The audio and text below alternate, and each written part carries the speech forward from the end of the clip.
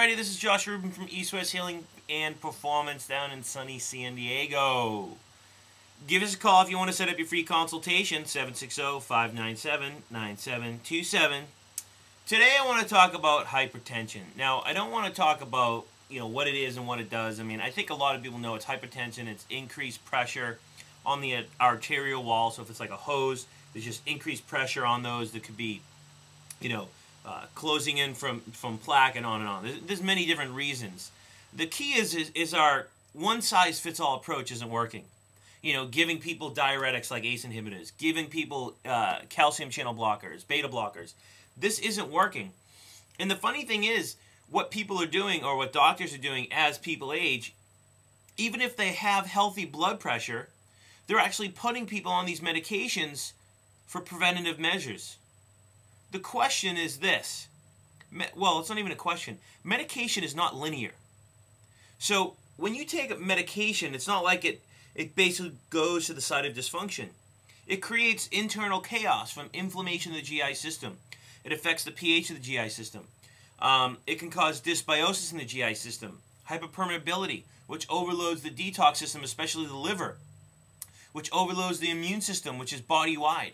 Which causes systemic inflammation in the arterial walls because it makes its way through the bloodstream. Which causes inflammation in the large intestine, on and on and on and on and on and on and on. So things are not linear, and the problem is we're seeing so many side effects from these medications. CoQ10 deficiencies, essential fatty acid deficiencies, nutrient deficiencies. But at the same time, another problem in our society is, I'm not going to name the class of people, but there's one group of practitioners that do the same thing as doctors, but they just prescribe herbs. And they say, well, you have hypertension, I'm going to recommend some essential fatty acids, CoQ10, vitamin C, magnesium, potassium, carnitine, pantethine, taurine, any of the enes that you want to add in there to fight inflammation, quercetin. But the problem is that's the exact same thing as Western medicine. You're treating the symptom, you're just using herbs. Is it really that good for you? And what you're really doing is you're treating the branch of the deeper rooted problem. You're really not going after the person, you're treating the hypertension. You can't treat the hypertension. You need to treat the person. There's too many reasons why people have hypertension. And that's why I want to do this YouTube clip. I've done a lot of YouTube clips on hypertension, but today I want to talk about just the many facets on why that person in front of you, or you, the person, might have hypertension. And what you'll see is most people go on these meds, their blood pressure goes down, and they go off them, their blood pressure goes up.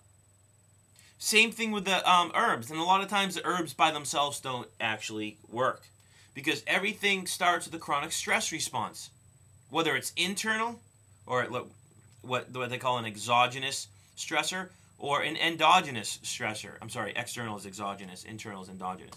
So where are the stressors coming from? We need to find that balance. It could be the foods we're eating, the air we're breathing, the environment in our office could be toxic.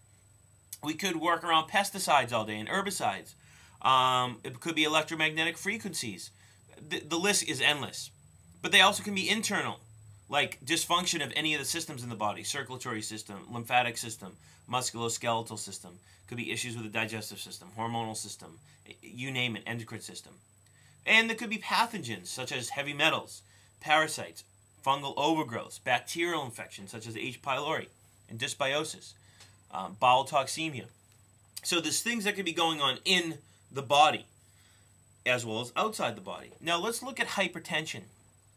Now the key is, nowadays everyone's saying, well, we used to always say 120 over 80 is normal, and it keeps changing. Well, what is normal? I think it really depends on the person and what's going on. Some people it's genetic.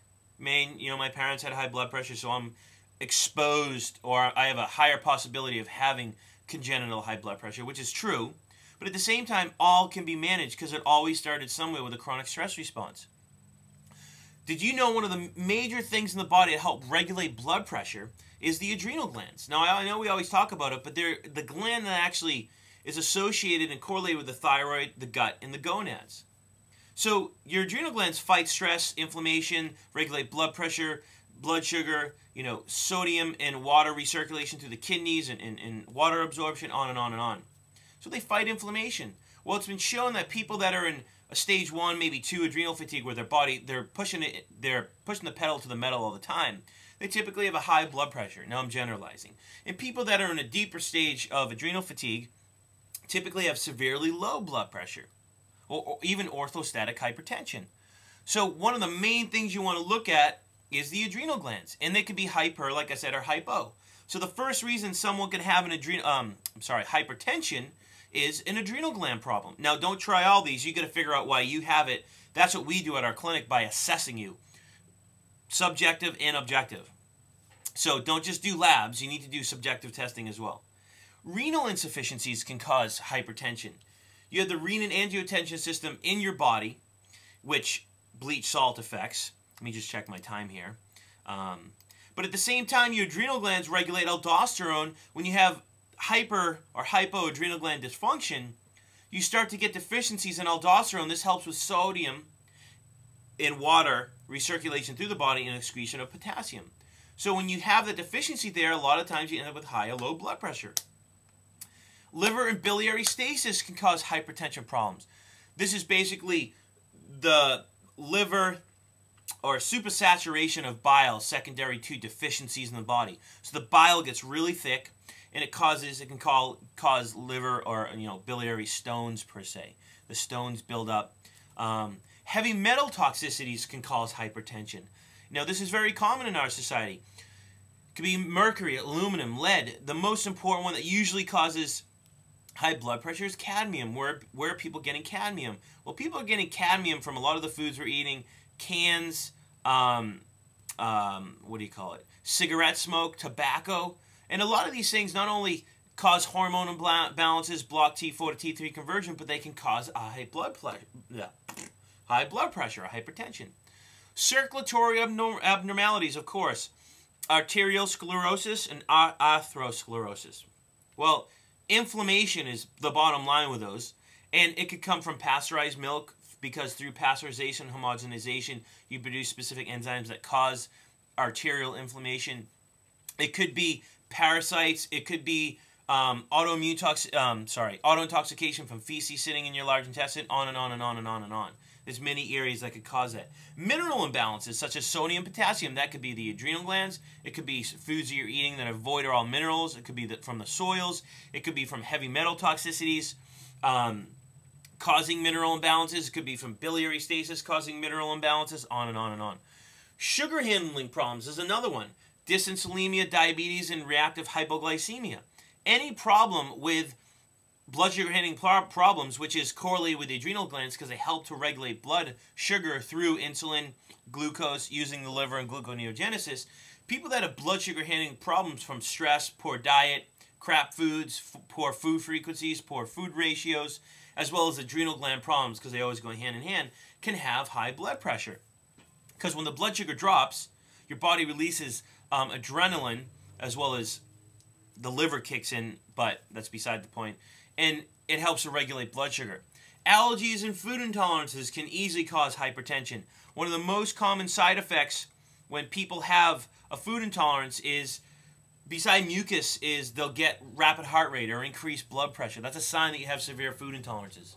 And the last reason that can cause hypertension is thyroid dysfunction.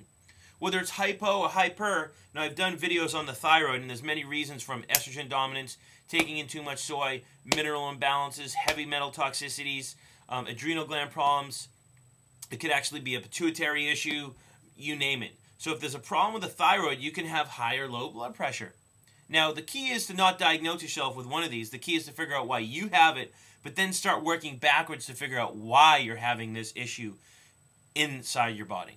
So hopefully you've learned something. That's my goal with doing these YouTube clips. It's Friday. I'm really excited to sleep in tomorrow. So peace out. Enjoy your weekend, and I'll see you next week.